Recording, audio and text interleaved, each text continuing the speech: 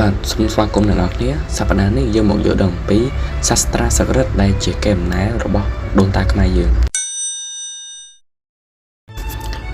បើយោងតាមការបញ្យល់នេះរបស់សម្ដេចព្រះសង្ឃរាជជួនណាតពាក្យថាសាស្ត្រាក្នុងភាសាបាលីនិងសំស្ក្រឹតមានន័យថាក្បួនច្បាប់ដែលស្ដីអំពីចំណេះដឹងវិទ្យាសាស្ត្រសាសនាទ្រឹស្ដីផ្សេងទៀតហើយអ្នកអក្សរសាស្ត្រមួយចំនួនបានលើកឡើងថាសាស្ត្រាស្លឹករឹតមានដើមកំណើតតាំងពីសម័យអង្គរមកម្ល៉េះ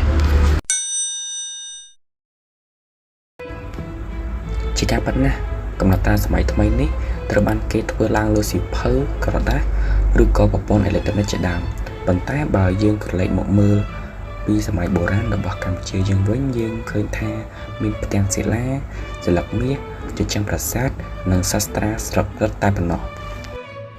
សាស្ត្រាស្លឹករឹតគឺជាឧបករណ៍មួយយ៉ាងរបស់ខ្មែរយើងដែលប្រើសម្រាប់ធ្វើការកត់ត្រានៅរឿងរ៉ាវប្រវត្តិសាស្ត្រធម៌វិន័យក្បួនច្បាប់ប្រព័ន្ធតុលាការក្បួនសង់ផ្ទះក្បួនចម្បាំងនិងក្បួនខ្នាតផ្សេងទៀតនៅលើសន្លឹកស្លឹកទ្រាំងដែលត្រូវបានគេគៀបនិងរឹតយ៉ាងត្រង់ស្អាតមុននឹងយកមកឆ្លាក់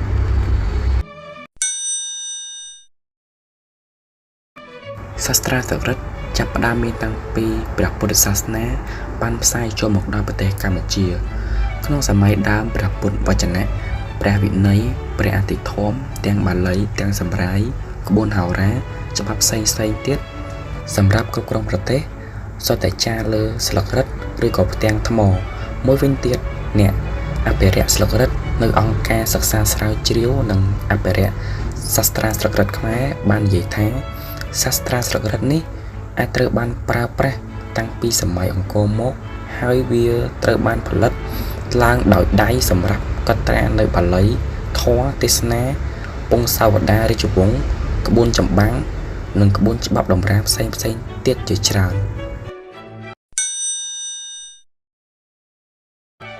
ស្លឹករឹតគឺជាស្លឹករបស់ដើមទ្រាំង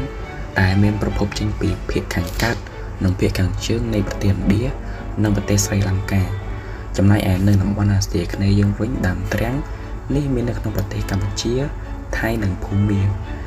នៅប្រទេសកម្ពុជាយើងដើមទ្រាំងភាគច្រើនមាននៅក្នុងខេត្តក្រចេះនិងខេត្តកំពង់ធំហើយអ្នកសិក្សាស្រាវជ្រាវក៏បានពន្យល់ពីដំណើរការនៃការបង្កើតសាស្ត្រាស្លឹករឹតនេះថាដំបូងឡើយគេត្រូវកាត់ស្លឹកទ្រាំងដែលប្រហាក់ប្រហែលនឹងស្លឹកត្នោតមកគៀបនិងរឹតឲ្យស្មើបន្ទាប់មកយកទៅហាលនិងគៀបរួនឹងភ្លើងឲ្យត្រង់ស្ងួតស្រពាប់ល្អមុននឹងយកទៅគូសបន្ទាត់ការឆ្លាក់ស្លឹករឹតត្រូវប្រើជាមួយដែកចាររួចលាបធ្យូងពីលើទើបជូតចេញពេលនោះយើងនឹងឃើញតួអក្សរផុសចេញពីលើស្លឹករឹតជាមិនខាន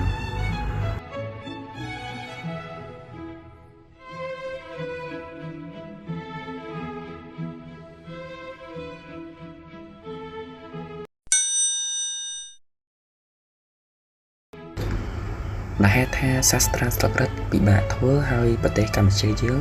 ឆ្លងកាត់ភ្នក់ភ្លើងសង្គ្រាមជាច្រើនលើកជាច្រើនឆ្នាំកន្លងមក